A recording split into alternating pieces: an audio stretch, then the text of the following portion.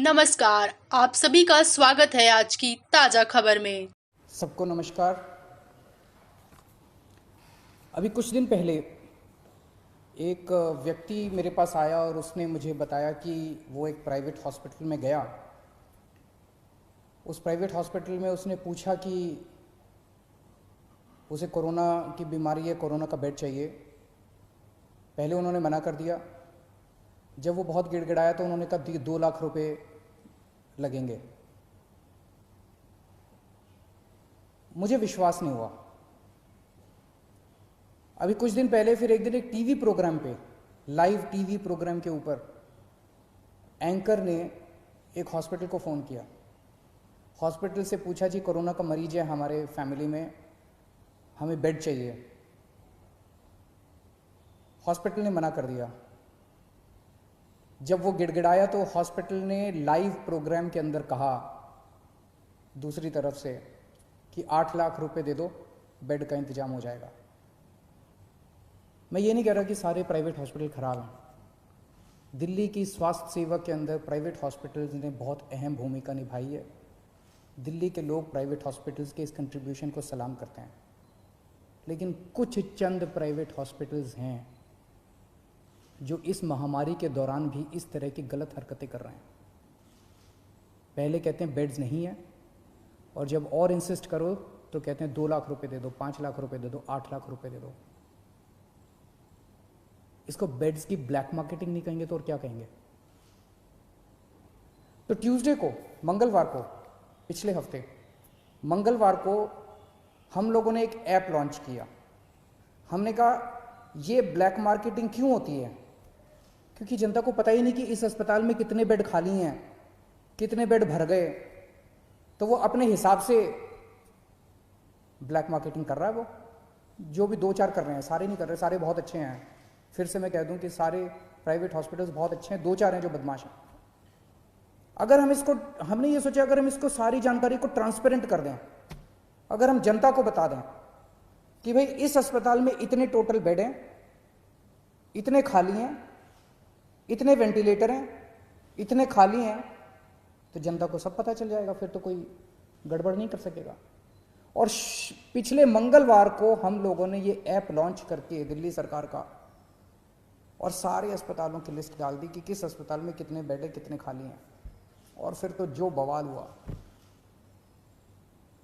मतलब ऐसे टूट के पड़े कई लोग इसके ऊपर, जैसे हमने कोई गुनाह कर दिया, जैसे हमने ये इंफॉर्मेशन डाल के गड़बड़ कर दी। अब लोगों को पता है कि इस अस्पताल का ये लिखा हुआ है, इसके अंदर 20 बेड हैं, खाली हैं 20 बेड, लेकिन बेड नहीं दे रहा। जब उसके पास जाओ तो कहता बेड नहीं है, झूठ बोल रहा है।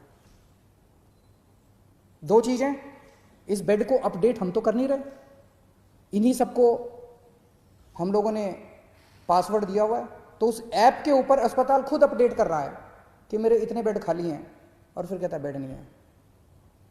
तो दोस्तों, इसको तोड़ने में ये जो कुछ लोगों ने, चंद लोगों ने माफिया बनाया हुआ था, इसको तोड़ने में थोड़ा समय लग रहा है। ये पूरे के पूरे एकदम से रिएक्ट कर रहे हैं। इनमें कुछ चंद अस्पताल दिल्ली के इतने पावरफुल हो गए हैं, सभी पार्टियों के अंदर उनका पहुंच है, ऊपर तक पहुंच है।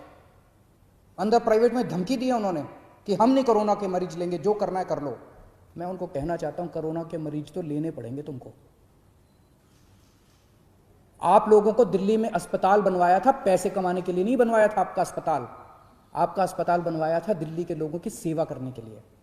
ऐसी महामारी के दौर में मोस्टली अस्पताल सेवा कर रहे हैं, मोस्टली अस्पतालों का पॉजिटिव एटीट्यूड है। लेकिन जो 2-4 अस्पताल इस गुमान में है कि वो अपनी दूसरी पार्टी के अकाउंट जो बैठे हैं उनके जरिए वो अगर कुछ करवा लेंगे, वो अपनी ब्लैक मार्केटिंग करेंगे, तो उनको मैं आज चेतावनी देना चाहता हूं कि ये बख्शा नहीं जाएगा उनको।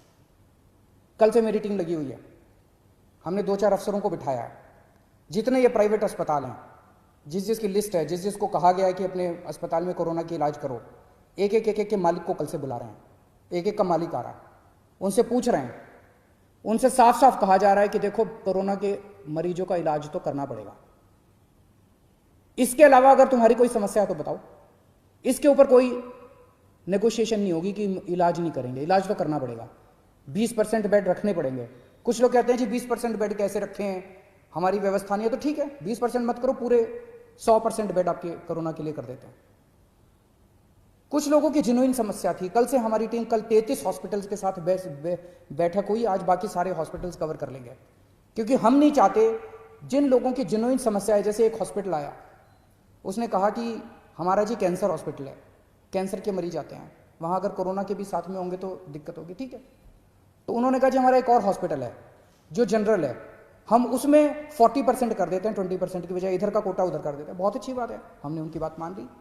इसी तरह से किसी की कुछ और छोटी मोटी समस्या थी, किसी की और समस्या थी, सबकी समस्याओं का समाधान कर रहे हैं।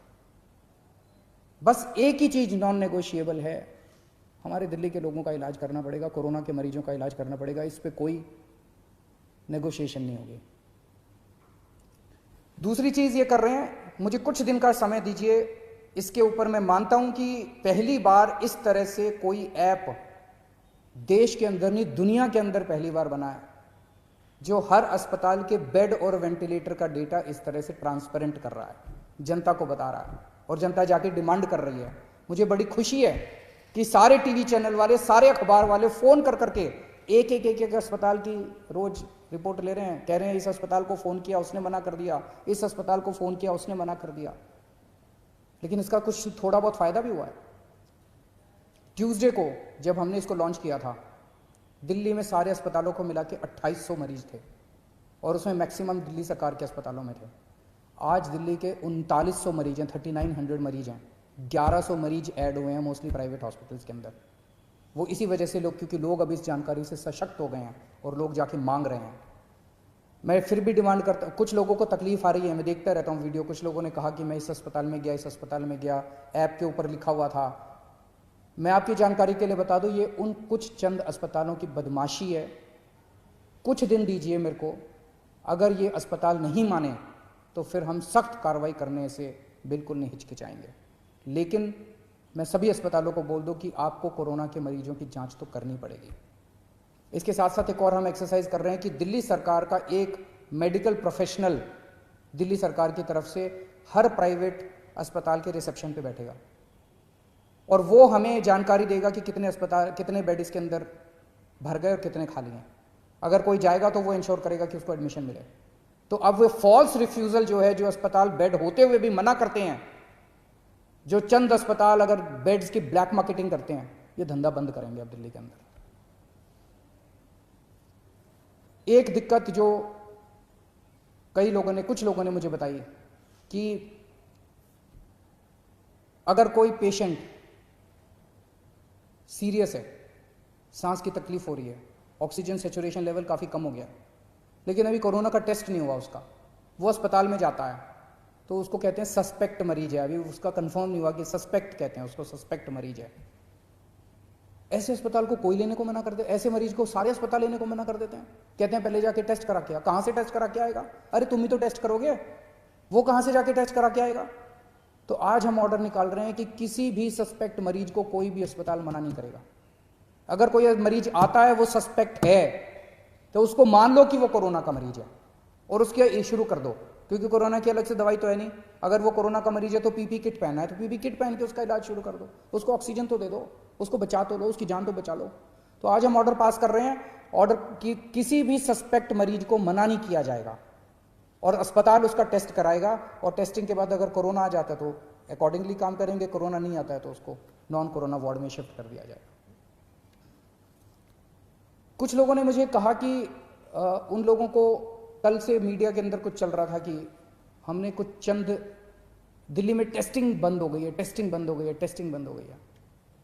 आज 5300 सैंपल आए हैं टेस्टिंग, 5300 सैंपल्स की टेस्टिंग हुई जो आज का डेटा है। तो टेस्ट बंद नहीं हुए। दिल्ली में 42 लैब्स, 42 लैब्स सरकारी और प्राइवेट दोनों मिला के टेस्ट करती हैं। उनमें से 6 लैब ऐसी थी जो बदमाशी कर रही थी, ठीक से काम नहीं कर रही थी। उनके खिलाफ एक्शन लेना चाहिए नहीं लेना चाहिए? उनके खिलाफ एक्शन लिया हम लोगों ने। 36 लैब अभी भी काम कर रही थी, उन 6 के खिलाफ एक्शन लिया है। 36 लैब अभी भी काम कर रही हैं। तो उनको बचाने की क्यों कोशिश की जा रही है जो लैब गलत काम कर रही हैं? तो उन 6 लैब के खिलाफ एक्शन लिया, 36 लैब अभी भी काम कर रही है, पूरे सैंपल उठ रहे हैं। अगर आपको अपना टेस्ट कराना है कुछ लोग मुझसे पूछते हैं हम कहाँ जाएं अगर टेस्ट कराना है। सभी सरकारी अस्पतालों के, दिल्ली सरकार के और कई सारे प्राइवेट हॉस्पिटल्स ने भी फ्लू क्लिनिक बनाए हुए हैं। आप किसी भी सरकारी हॉस्पिटल के या प्राइवेट हॉस्पिटल के फ्लू क्लिनिक में चले जाइए, वहाँ पे टेस्ट होता है। दिल्ली सरकार के 17 कोविड टेस्टिंग सेंटर्स हैं पूरी दिल्ली में, आप वहाँ चले जाइए, वहाँ टेस्ट होता है। और इन 36 में से जितनी प्राइवेट लैब्स हैं, वो प्राइवेट लैब्स अपने खुद के, आप सीधे प्राइवेट लैब से संपर्क कर सकते हैं, वहाँ भी टेस्ट होता है। लेकिन मेरी आपसे एक गुजारिश है, हम जितनी भी टेस्टिंग की, आज सबसे ज़्यादा टेस्ट पूरे देश में केवल दिल्ली में हो रहे हैं, सबसे ज़्यादा टेस्ट, और इतने टेस्ट हो रहे हैं कि जो सेकंड है हमसे बहुत दूर है। सबसे ज़्यादा टेस्ट दिल्ली में हो रहा है, लेकिन जितनी भी टेस्टिंग कैपेसिटी कर लें, कमी है, लिमिटेड है।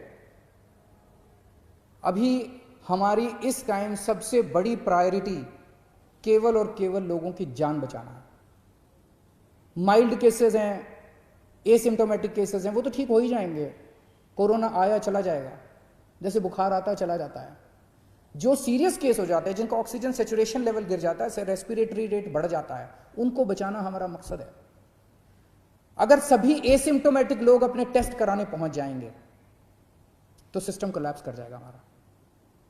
लोगों के मन में दहशत है, इस दहशत को निकालना पड़ेगा। लोग डरे हुए हैं और इस डर की वजह से सब चाहते हैं कि मैं भी टेस्ट करा लूं, मैं भी टेस्ट करा लूं, मैं भी टेस्ट करा लूं।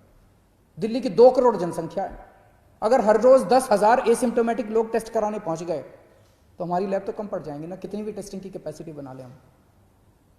तो एसिम्टोमेटिक वाले प्लीज टेस्ट ना कराएं, इंसिस्ट ना करें। एसिम्टोमेटिक वाले अगर लोग टेस्ट कराएंगे तो सीरियस लोगों की टेस्टिंग रुक जाएगी। उन सब लोगों से मेरी गुजारिश है कि एसिम्टोमेटिक, जिनको सिम्टम्स नहीं है, कोई सिम्टम नहीं है, किसी तरह का सिम्टम नहीं है, वो टेस्ट ना कराएं। टेस्टिंग की कोई प्रॉब्लम नहीं है। हाँ, हो सकता है कि थोड़ा सा टीदिंग प्रॉब्लम्स हो, लास्ट मिनट अगर कुछ हैं तो मैं उसको ठीक कर दूंगा। हम उसको एक एक चीज़ के ऊपर नज़र रखे हुए हैं, कुछ अगर इस तरह की प्रॉब्लम है उसको भी ठीक कर देंगे।